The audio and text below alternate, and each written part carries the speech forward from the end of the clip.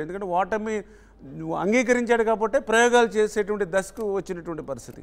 Okay, Ramanaidu గారు, మీ అంచనాలు TDP అంచనాలు నిజమైతే రేపు ఆంధ్రప్రదేశ్ నుంచి మంత్రివర్గంలో చేరబోయే లిస్టులో ఉండే మొదటి అభ్యర్థితోనే నేను మాట్లాడుతున్నాను.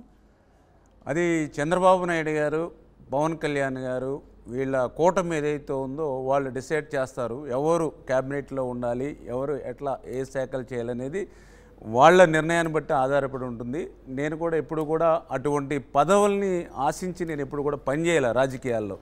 నేను రాజకీయాల్లోకి విద్యార్థి దశ నుంచి కూడా ఏఎస్ఎఫ్ అంటే కమ్యూనిస్టు భావాలతో వచ్చినటువంటి వ్యక్తిని, ఏదైతే ప్రపంచ సేవా మాతృమూర్తి మదర్ తెరీసా, ఎవరైతే సమసమాజ స్థాపన డాక్టర్ బిఆర్ అంబేద్కర్ ఆశయ సాధనతో కోసం ఇవాళ రాజకీయాల్లోకి వచ్చిన వ్యక్తిని, అంచేత నాకు 24 అవర్సు 365 డేసు ప్రజలకి సర్వీస్ చేయాలనేటువంటి ఆలోచనతో వచ్చాం. అంచేత పార్టీ ఏ బాధ్యతలు అప్పచెప్తే ఆ బాధ్యతలు 100% సమర్థవంతంగా నిర్వర్తించడానికి మాత్రం ఎప్పుడు కూడా కృషి చేస్తా. నా ద్వారా నా ప్రజలకి, నా పార్టీకి, నా నాయకుడికి మంచి పేరు రావాలి అనేటువంటి ఆలోచనతో నేను ఎప్పుడు కూడా పనిచేస్తూ ఉంటాను. ఓకే, నిమ్మల రామానాయుడు గారు, ప్రసాద్ ఒక క్వశ్చన్ అడగాలనుకుంటున్నారు. అంతకుముందు ఒక క్వశ్చన్ అడిగి ప్రసాద్ దగ్గరికి వెళ్తాను. మీరు రాజకీయాల్లోకి రాకముందు, ఎమ్మెల్యేగా పోటీ చేయకముందు మీరు అధ్యాపకులు, right? Yes. Narsapuram college, Narsapur Y N కాలేజీలో 10 ఇయర్స్ లెక్చరర్గా పనిచేసాం. ఏ సబ్జెక్ట్ బోధించారు? జాగ్రఫీ. Okay, right. ప్రసాద్ ఒక క్వశ్చన్ అడగాలనుకుంటున్నారు మిమ్మల్ని. రామానాయుడు గారు, ఆంధ్రప్రదేశ్ రాజకీయాలకు క్రియాశీలకంగా 2 ఉభయ గోదావరి జిల్లాల నుంచే దానికి జరుగుతుంది. కానీ ఈసారి ఓట్ బ్యాంక్ షేరింగ్ జరిగిందా లేదా? జనసేన టీడీపీ పొత్తు వల్ల లాస్ట్ టైం మీకు చాలా తక్కువ సీట్లు వచ్చాయి ఉభయ గోదావరి జిల్లాలు. ఈసారి ఎన్ని రాబోతున్నాయి? ఖచ్చితంగా ఈరోజు ఏదో ఉభయ గోదావరి జిల్లాలు 34 ఏదైతే సీట్స్ ఉన్నాయో ఖచ్చితంగా 30 నుంచి 32 సీట్స్ ఇవాళ తెలుగుదేశం, జనసేన, బీజేపీ కూటమి గెలుచుకోబోతుంది. గోదావరి జిల్లాల్లో ఏ సీట్లు ఏ పార్టీ అయితే మెజార్టీ గెలుచుకుందో అదే ఆంధ్రప్రదేశ్ రాష్ట్రంలో కూడా ప్రభుత్వం వస్తుందనేటువంటిది ఎప్పుడు కూడా సెంటిమెంట్గా జరుగుతూ ఉంది. ఖచ్చితంగా ఈ ఎన్నికల్లో కూడా మరి ఆ రకంగానే గెలుపు ఉండబోతుంది. ఓట్ షేర్ కూడా మీరు చెప్పినట్లుగా నిజంగా చాలా బ్రహ్మాండంగా, ఎందుకంటే మేము ఎవ్వరూ కూడా ఊహించినటువంటి విధంగా తెలుగుదేశం, జనసేన ఓట్ షేర్ కూడా అట్లానే అద్భుతంగా జరిగినటువంటి పరిస్థితి. The first time irrespective caste party వైడ్గా, ఎందుకంటే ఓన్లీ జగన్, చంద్రబాబు, పవన్ కళ్యాణ్ వీళ్ళని దృష్టిలో పెట్టుకుని ఓటింగ్ జరిగింది. ఏదైతే ఉభయ గోదావరి జిల్లాల్లో ఆ ఓట్ షేర్ కూడా నేను కూడా చూశాను. మేజర్గా కాపుస్ కూడా చాలా బ్రహ్మాండంగా, ఎందుకంటే వాళ్ళ పోలింగ్ బూత్స్లో కూడా 90% అబౌవ్ ఓటింగ్ రావడం జరిగింది. బ్రహ్మాండంగా ఓట్ షేరు ఏదైతే తెలుగుదేశం పార్టీకి జరిగింది. అదేవిధంగా బీసీస్ కూడా ఏదైతే మళ్ళీ తెలుగుదేశం పార్టీకి పూర్వవైభవం తీసుకురావాలనేటువంటి ఆలోచనతో BCs, at the same time ఎవరైతే ఎస్సీలు, ఎవరైతే దళితులు ఎవరైతే ఉన్నారో వాళ్ళు కూడా క్రియాశీలకంగా, ఎందుకంటే ఏదైతే జగన్మోహన్ రెడ్డికి ఆ రోజు 151 సీట్లు రావడంలో కానీ 50% ఓట్లు రావడంలో కానీ కీలకమైనటువంటి పాత్ర పోషించాం. కానీ అధికారంలోకి వచ్చాక జగన్మోహన్ రెడ్డి మా మీద హత్యలు, అత్యాచారాలు, శిరోమండనాలు జరుగుతున్నా కనీసం నోరు విప్పలేదు. దళిత పీటిని చంపి డోర్ డెలివరీ చేసిన ఆ యొక్క ఎమ్మెల్సీనే చట్టాపట్టాలు వేసుకుని అభినందనలు, సత్కారాలతో మా ఆత్మ గౌరవాన్ని దెబ్బతీశాడనేటువంటి భావన అడుగడుగున కూడా దళితుల్లో కూడా కనిపించింది. అందుకే గోదావరి జిల్లాలో 32 వీలుంటే క్లీన్ స్వీప్ చేసిన ఆశ్చర్యం లేదు. కారణం ఏంటంటే అక్కడ మేజర్గా ఎవరైతే కాపు, బీసీ, ఎస్సీ 3 వర్గాలు కూడా వన్ సైడ్గా కూటమికి పట్టం కట్టారు. రేపు 4వ తారీఖున రిజల్ట్లో కూడా మీకు అదే కనిపిస్తూ ఉంటుంది. రామానాయుడు గారు, ప్రధానంగా వైసీపీ చెప్తున్నది ఒకటే, మహిళల ఓటు శాతం ప్రధానంగా పెరిగింది. సో మహిళల ఓట్లు అన్నీ కూడా వైసీపీకే పెడతాయి, ఖచ్చితంగా 150 సీట్లతో అధికారంలోకి వస్తామని పదే చెప్తున్నారు. దానికి మీరు ఇచ్చే సమాధానం? వైసీపీ కలలుగంటూ ఉంది. ఎందుకంటే ఏదైతే మహిళలు ఎప్పుడు కూడా తెలుగుదేశం పార్టీ పక్షానే ఉంటారు. ఎందుకంటే ద ఫస్ట్ వాళ్ళకి లా అండ్ ఆర్డర్, శాంతి భద్రతలు ఉండాలి, రక్షణ ఉండాలి. అది తెలుగుదేశం పార్టీ అధికారంలో ఉన్నప్పుడే వాళ్ళు చూడడం జరిగింది ఆంధ్రప్రదేశ్ రాష్ట్రంలో నెంబర్ 1. రెండవది ఎవరైతే మహిళలు ఎవరైతే ఉన్నారో తమ కాళ్ళ మీద తాము నిలబడాలి, చిన్న చిన్న అవసరాల కోసం ఒక తండ్రి మీదో భర్త మీదో కొడుకు మీదో ఆధారపడడం కాదని ఒక డోక్రా సంఘాన్ని తీసుకొచ్చి ఇవాళ మహిళల్ని ఆర్థికంగా బలోపేతం చేసింది తెలుగుదేశం పార్టీ. మహిళలకు ఆస్తిలో సమాన హక్కు ఇచ్చింది తెలుగుదేశం పార్టీ. మహిళలు బాగా చదువుకోవాలని విద్యా ఉద్యోగ రంగాల్లో 50% రిజర్వేషన్ ఇచ్చింది తెలుగుదేశం పార్టీ. మహిళల ఆరోగ్యం కాపాడాలని దీపం పథకం ఇచ్చింది తెలుగుదేశం పార్టీ. మహిళలు ఎప్పుడు కూడా తెలుగుదేశం పక్షానే ఉంటారు, చంద్రబాబు నాయుడు పక్షానే ఉంటారు. ద లాస్ట్ టైం ఏంటంటే ఓన్లీ వన్, ఒక్క ఛాన్స్ అనే దానికి ఏదైతే రాజశేఖర రెడ్డి గారి మీద ఉన్నటువంటి కొద్దిపాటి అభిమానానికి లోనై 2019లో తప్పు చేశారు. ఆ తప్పుని ఇంకొకసారి చేస్తే ఈసారి అధికారం ఇచ్చినప్పుడు రాజధాని లేకుండా చేశాడు. తప్పు జారి ఇంకొకసారి అధికారం ఇస్తే రాష్ట్రాన్ని లేకుండా చేస్తాడు. మా బిడ్డల కోసం మేము మళ్ళీ రాష్ట్రాన్ని రక్షించుకోవాలనేటువంటి ఆలోచన ఈవేళ మహిళల్లో అడుగడుగునా కనిపించింది. ఖచ్చితంగా మహిళలు రేపు మళ్ళీ కూటమికే విజయం వచ్చేటువంటి విధంగా మళ్ళీ మీరు రేపు రిజల్ట్ కూడా చూసేటువంటి పరిస్థితి. అట్ ద సేమ్ టైం మేము చూసింది కూడా న్యూ ఓటర్స్. నాకు దగ్గర తెలుసుంటే దగ్గర 38 లక్షల మంది న్యూ ఓటర్స్ ఇవాళ స్టేట్లో న్యూ జాయినింగ్ ఉన్నారు. నేను ఎక్కడ క్యాంపెయిన్కి వెళ్ళినా కూడా ఒకటే చెప్పారు, నా ఫస్ట్ ఓట్ మీకే సార్ అని చెప్పి.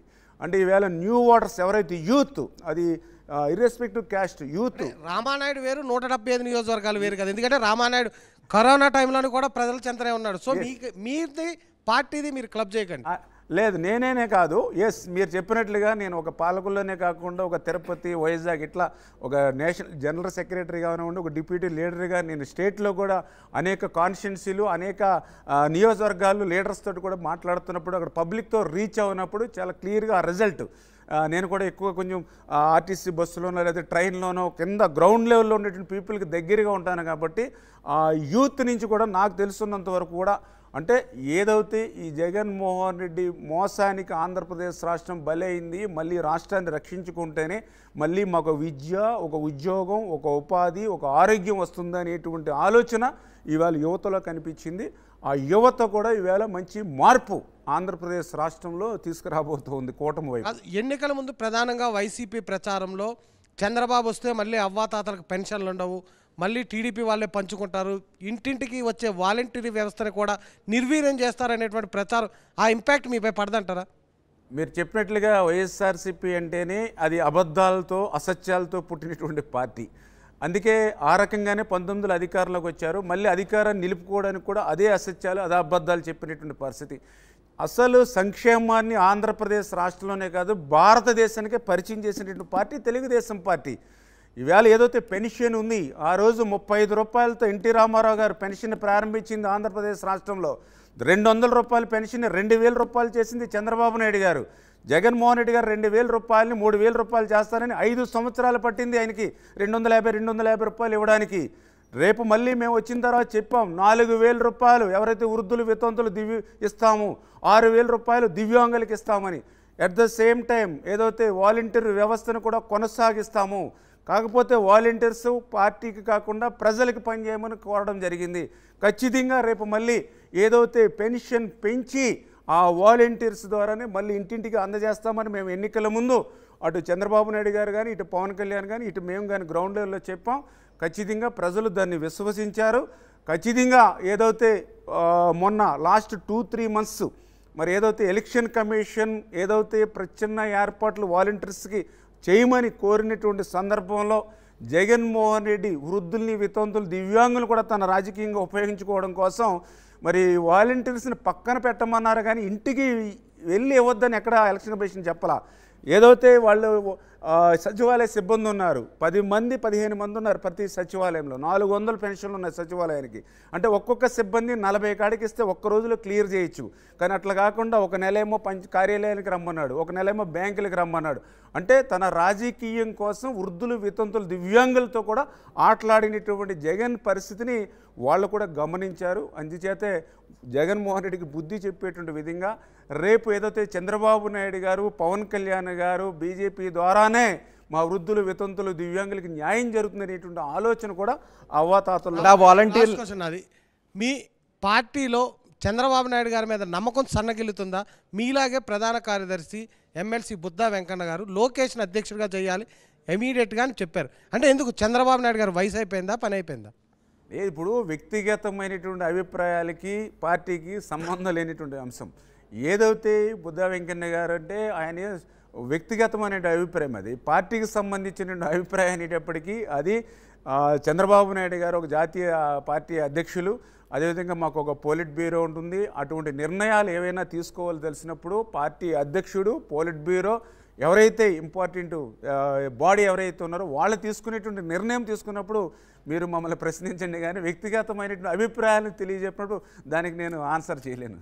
ఓకే, రామనాయుడు గారు, పాలకొల్లు విషయానికి వద్దాం. పాలకొల్లులో మీరు 3వసారి గెలవబోతున్నారా? హ్యాట్రిక్ కొట్టబోతున్నారా? 100% కూడా మళ్ళీ హ్యాట్రిక్ ఏదైతే పాలకొల్లులో సాధించబోతూ ఉన్నా, ఏదైతే నేను రేపు పాలకొల్లులో సాధించేటువంటి గెలుపు 1, 2, 3వ రౌండ్ అయ్యే సమయానికే వైఎస్ఆర్సీపీ పార్టీ అభ్యర్థి కౌంటింగ్ హాల్ని వదిలి వెళ్ళిపోయేటువంటి విధంగా రేపు పాలకొల్లులో నాకు ఏంటి అంత ధీమా ఏంటి? 100%. ఎందుకంటే నేను ప్రజల్ని నమ్ముకుని పనిచేశాను. ఏదైతే ఆ రోజు 2014 నేను ఫస్ట్ టైం ఎమ్మెల్యేగా నేను ఎలక్ట్ అయినప్పుడు మీరు చెప్పినట్టుగా అదే కౌంటింగ్ హాల్లో 14లో కూడా నాకు కౌంటింగ్ ఫస్ట్ రౌండ్లో నేను 2500 ఓటింగ్ మైనస్, అంటే ఎందుకంటే ఆ రోజు తెలుగుదేశం పార్టీ అభ్యర్థిగా నేను, అవతల వైఎస్ఆర్సీపీ ఒక బీసీ అభ్యర్థి, అక్కడ ఇండిపెండెంట్గా మా తెలుగుదేశం పార్టీకి సంబంధించి అంతకుముందు ఎమ్మెల్యే అప్పుడు ఇన్ఛార్జిగా ఉన్నటువంటి వ్యక్తి టికెట్ రాకపోవడంతో ఆయన ఇండిపెండెంట్గా పోటీ చేశారు. బాబ్జీ గారు, ఆయన కూడా మంచి వ్యక్తి, డాక్టర్ గారు, ఆయనకు కూడా 38,000 ఓట్లు ఇండిపెండెంట్గా వచ్చాయి, మంచి వ్యక్తి. అందరూ కూడా ఏంటంటే సరే తెలుగుదేశం పార్టీ 2గా చీలిపోయింది కాబట్టి అక్కడ వైఎస్ఆర్సీపీ గెలుస్తుంది అనేటువంటి భావన. అది నిజంగా ఫస్ట్ రౌండ్ మేము చూసేటప్పటికి అట్లానే 2,500 ఓట్లు, అంటే మేము ఇద్దరం చీలిపోతున్నాం, వచ్చేటికి కష్టపడి వచ్చాము కాబట్టి నాకు తెలియకుండానే నాకు కొంచెం ఆందోళన ఉండి చెమటలు పట్టడం అనే పరిస్థితి ఫస్ట్ రౌండ్ నేను చూశాను కౌంటింగ్ హాల్లో. ఆ రోజు అనుకున్నా 100%, ఎందుకంటే ఎమ్మెల్యే అవడం అనేది నాకు గోల్. నేను ఎప్పుడో చదువుకుంటున్న దగ్గర నుంచి, ఇంటర్మీడియట్ చదువు కాడ నుంచి నేను మా అసిస్టెంట్కి ఇప్పుడు ఇదే హైదరాబాద్ వచ్చేటప్పుడు ఏదైతే నాంపల్లి రైల్వే స్టేషన్ దిగి ఆ బస్సులో వెళ్తున్నప్పుడు ఈ అసెంబ్లీలో అడుగు పెట్టాలి ఇప్పటికైనా సరే అనుకునేవాడిని. దాన్ని సాధించుకుని టికెట్ తెచ్చుకున్నాం. ఎందుకంటే తెలుగుదేశం పార్టీలో టికెట్ తెచ్చుకోవడం అంటే అంత అసామాన్య విషయం కాదు. అటువంటిది పార్టీ టికెట్ తెచ్చుకున్నాం, కానీ అరే ఏంటి ఇట్లా జరుగుతుంది, ఇంత కష్టపడి టికెట్ తెచ్చుకున్నాము అని అనిపించి ఆ రోజు ఆందోళన ఫస్ట్ రౌండ్ అయ్యేటప్పటికి. అందుకని ఆ రోజు అనుకున్నా రేపు ఎప్పుడు ఎలక్షన్కి వెళ్ళినా కూడా హ్యాపీగా సంతోషంగా గెలవాలి. అలా చేయాలని అంటే ఏదో ఎలక్షన్ ఇప్పుడు కొంతమంది స్టూడెంట్స్ ఎగ్జామ్స్ దగ్గరికి వచ్చిన తర్వాత ఫిబ్రవరి మార్చిలో చదువు మొదలుపెట్టి రాత్రి డే అండ్ నైట్ టీలు తాగు పనిచేయడం కంటే జూన్ నెల నుంచి మార్చి వరకు ఒక ప్రణాళికబద్ధంగా చదువుకుంటే ఎట్లా మంచి మార్కులు సాధిస్తాడో అదేవిధంగా నేను గెలిచిన ఫస్ట్ డే నుంచి లాస్ట్ 5 డే వరకు, అంటే 5 years కూడా పనిచేయాలి. ఆ రకంగానే 14, 19లో పాలకొల్లు నియోజకవర్గ ప్రజలకు ఒళ్ళు దగ్గర పెట్టి పనిచేశాను. కాలేజీ నుంచి అసెంబ్లీలో అడిగిపెట్టారు. ఓకే, మీరు నియోజకవర్గంలో ఏం చేశారనే వీడియో ఒకసారి చూపిద్దాం, తర్వాత మిగిలిన విషయాలన్నీ మాట్లాడదాం. పీసీఆర్